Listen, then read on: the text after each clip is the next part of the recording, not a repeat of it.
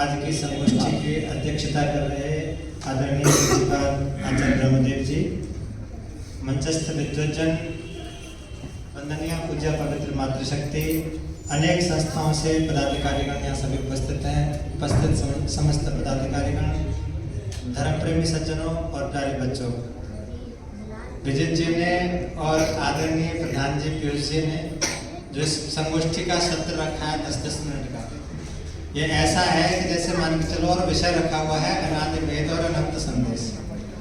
ऐसा लग रहा है कि 200 का जो है टारगेट हो और T20 मैच हो, उसमें तड़ा आपके पास सोचने के लिए अवसर ही नहीं है खेलने के लिए। यानी सीधा वेद के संदेश के ही पहले बात की जाए और मैं सीधे वेद के मंत्रों से ही बातें करूंगा, तो भी शायद मैं ऐसा न समझना संगोष्ठी से कि मैं वेदों को समझ लिया, वेद समझ जाएंगे, क्योंकि यहाँ पर हम मात्र प्रतीकात्मक बातों को कहने का प्रयास कर रहे हैं कि वेदों में इस तरह के संदेश हैं। कल हमने बात की थी कि वेद जो है वो सिर्फ क्रियात्मक नहीं, हमारे आचरण का अंग बने, व्यवहार का अंग बने। हमारे पास हम विचार करें कि हमारे पास सत्य तो है, ये तो हम जानते हैं कि वेदों का ज्ञान अमृत है और वो परम सत्य है, लेकिन वो हम तक कैसे नहीं पहुंच पा रहा। तो उसको पहुंचने के लिए या उस तक पहुंचने के लिए हमें भी कुछ ना कुछ वैसा बनाना पड़ेगा या अपने आप को वैसा बनाना पड़ेगा। अमृत को पाना है तो अमृत के चाह में कुछ न कुछ अमृत के गुण हमें अपने अंदर पहले लाने पड़ेंगे। तो हम वैसे बनने का प्रयास करेंगे तो निश्चित रूप से उस सत्य के प्रति जब श्रद्धा होगी, तो उस श्रद्धा का जब अटूट और अटल विश्वास होगा, तो निश्चित रूप से वो बातें, वो संदेश हमारे जीवन का भी अंग बनेंगे। कल मैंने एक बात की थी आपसे कि परमात्मा ने इस शरीर की संरचना करने में मात्र 9 महीने में शरीर की संरचना कर दी, लेकिन हम 90 वर्ष में भी ठीक तरीके से इस संरचना में या शरीर में ये सीख नहीं पाते कि हम कैसा व्यवहार करें। विजय जी ने जो बीज वक्तव्य के रूप में चर्चा प्रारंभ की, बहुत सुंदर बात कही कि बहुत सारे ज्ञान हो लेकिन अगर शास्त्र में कुशल हो लेकिन व्यवहार में नहीं है, व्यवहार शून्यता है, तो कहा जाता है आपके शास्त्रे से कुशला लोकाचार विवर्जिता। शास्त्र में कुशल है लौकिक के व्यवहार में कुशल नहीं है, तो वो ज्ञान कैसा, वो भार सदृश ही है, वो मात्र भार ही है। तो मैं आपसे निवेदन कर रहा हूँ कि जो हम व्यवहारिक बातें हैं वेद की, बहुत बड़ी बातें हैं, उनको हम समझ लेंगे, समझते रहेंगे, लेकिन जो हमारे जीवन के व्यवहार से साक्षात जुड़ी हुई बातें हैं उनको हम पहले समझ लें। अब जैसे एक मैं बात कहूँ आपसे कि ईश्वर सर्वव्यापक है, हम वेद का संदेश है, वेद की बात को मानते हैं, लेकिन मैं अगर आपसे कहूँ कि ईश्वर सर्वव्यापक है, इस बात को आपने मान लिया, तो आपके जीवन में, मेरे जीवन में क्या बदलाव है? आपने कह दिया, मैंने कह दिया, आपने मान लिया ईश्वर सर्वव्यापक है, इससे बदलाव क्या आया हमारे जीवन में? ये महत्वपूर्ण है। ये बात महत्वपूर्ण नहीं है कि ईश्वर सर्वव्यापक है, इस बात को जान लिया, उससे ज्यादा महत्वपूर्ण ये बात है कि उससे बदलाव हमारे जीवन में क्या आएगा। मुझे जो सामाजिक बदलाव जो दिखाई देते हैं वो आपको बताता हूँ, ज्यादा चर्चा में नहीं बढ़ूंगा, आगे जब आप इस पर विचार करिएगा कि ये क्या हो सकता है कि व्यक्ति, जब मैं मानूंगा ईश्वर सब जगह है, सब में व्याप्त है, यानी सब जगह है, और व्यक्ति पाप कर्म में प्रवृत्त होने के लिए क्या खोजता है? एकांत खोजेगा। जब मुझे ऐसा लगेगा कि मुझे कोई देख रहा है, ये मैं मानता हूं और जानता भी हूं, तो मैं पाप कर्म कर सकता हूं क्या? नहीं कर सकता। अगर मैं पाप कर्म कर रहा हूं तो इसका मतलब है कि मैं ईश्वर को सर्वव्यापक नहीं मानता। ये बात, इस पर गंभीर चर्चा आप कीजिएगा, विचार कीजिएगा। दूसरी बात जो बदलाव में देखता हूँ सामाजिक रूप से, वो बदलाव क्या आएगा कि जो ईश्वर आपके अंदर भी है, मेरे अंदर भी है, प्रत्येक जीव, प्रत्येक प्राणी में है, प्रत्येक मनुष्य में है, तो क्या ये मनुष्यों में हमने जाति के नाम पर, धर्म के नाम पर क्या ना भेद बना रखे? क्या ये भेद संभव है क्या? जब उसी ईश्वर के संतान हुआ है, उसमें भी ईश्वर है, मुझमें भी ईश्वर है, क्या ये भेद संभव है क्या? ये भेद संभव नहीं है। इस पर आगे की चर्चा आप कीजिएगा। एक दूसरी बात में हम कर रहा हूं, हम निरंतर सीख रहे हैं, 90 वर्ष तक भी और जीवन के अंतिम घड़ी तक सीखते रहते हैं, और सीख लें और सीख जाए तो जीवन की बहुत बड़ी उपलब्धि है। अगर मैं आपसे कहूँ कि हम एक एक इंद्रिय का उपयोग करना, एक एक इंद्रिय जो है वो शक्तिशाली सामर्थ्यवान है, उसका हमारे वाणी, व्यक्तित्व और व्यवहार पर किस प्रकार का प्रभाव पड़ता है। मैं एकमात्र वाणी का उदाहरण दे रहा हूँ। वाणी जो है हमारे वेद मंत्र कहा गया, मधुमन में निक्रमणम मधुमन में परायणम वाचा वदामि मधुमत भूयासम मधुसंदृशम।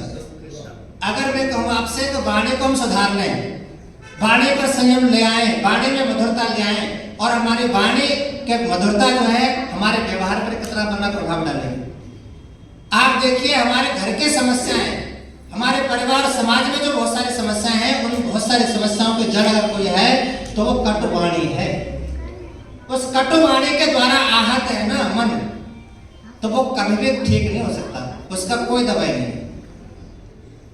तो हम वाणी पर जो है, वेद मंत्र ने कहा कि हम अपनी वाणी में मधुरता लाएं। और मैं तो विचार कर रहा था, मैंने कहीं पढ़ा कि वाणी पर जो है ना जिह्वा पर अग्नि निवास करती है, जिह्वा पर अग्नि निवास करती है।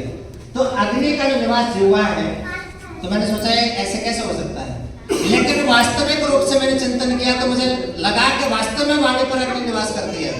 आप सोच के देखिए, जो जिह्वा है, हमारी जीव है, हमारी वाणी जो है, इसने जितनी आग लगाई है आज तक किसी भी हाइड्रोजन और परमाणु बम ने आग नहीं लगाई।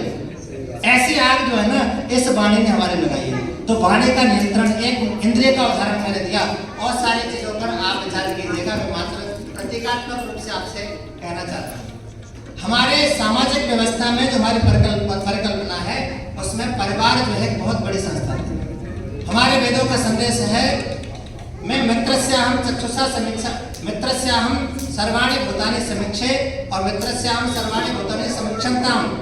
मैं सब जीवों को, सब लोगों को, सब प्राणियों को मित्र की दृष्टि से देखूं। सबके प्रति मैत्री का भाव हो, सबके प्रति हमारा इस प्रकार का भाव होना चाहिए। और होता क्या जा रहा है, हमारे पारिवारिक संस्था जो है इतनी संकुचित होती जा रही है कि कभी एक व्यवस्था लाई थी एक समाज में जनसंख्या नियंत्रण के लिए कि हम दो हमारे दो, लेकिन ये जो व्यवस्था थी, ये व्यवस्था हमारे परिवार की संकल्पना बनकर के रह गई है। आज परिवार के नाम पर हम यही सोचते हैं कि हम और हमारे दो, दादा दादी नाना नानी चाचा ताऊ आदि हमारे पारिवारिक संस्था से बिल्कुल बाहर हो चुके हैं। इसका अर्थ है कि हम वेदों को अपने जीवन का अंग नहीं बनाओ। वेद में कहा कि हम मित्रों को की दृष्टि से जो है ना आगे बढ़ें, औरों को मित्र समझें, उनको भी अपने परिवार का अंग बनाएं। परिवार बहुत बड़ी संकल्पना है, हमारे यहाँ बहुत बड़ी संस्था है, और उसका परिणाम क्या हो रहा है कि हमारे जो वृद्धजन है ना, उनकी परिवार में जो उपेक्षा का भाव उनके प्रति बन रहा है। एक छोटी सी घटना के माध्यम से बात कहते हुए अपनी वाणी को विराम दूंगा। कहते हैं कि स्वामीनाथ पांडे का बहुत संक्षिप्त सा जो है उपन्यास है, और उसमें उसका नाम है विधवा माँ। और आप उस संदेश को सुनकर के जो हमारी पारिवारिक संकल्पना है किस तरह से खंडित हो रही है, आप अचंभित हो जाएंगे। और उसको उसमें दृष्टि दिखाने का कार्य किया है। उसमें कहा है एक विधवा माँ थी, वो दो बेटे थे, और एक बेटा ऊपर वाले माले पर रहता था, एक बेटा नीचे वाले माले पर रहता था। माँ जो है बीच वाले माले पर मंजिल पर रहती थी। 15 दिन माँ ऊपर वाले बेटे के साथ भोजन करते थे, 15 दिन नीचे वाले बेटे के भोजन करते थे। लेकिन ये दुर्भाग्य था उस माँ का कि जो महीना 31 दिन का होता था, उस एक दिन उस विधवा माँ को उपवास रखना पड़ता था। ये हमारे जो है पारिवारिक संकल्पना जितने संकुचित होते जा रही है, उसका समाज और व्यक्तित्व पर कितना प्रभाव पड़ रहा है। कल आचार्य जी ने कहा था कि चिंता जो बढ़ रही है ना, उसके बहुत बड़े कारण हम स्वयं हैं।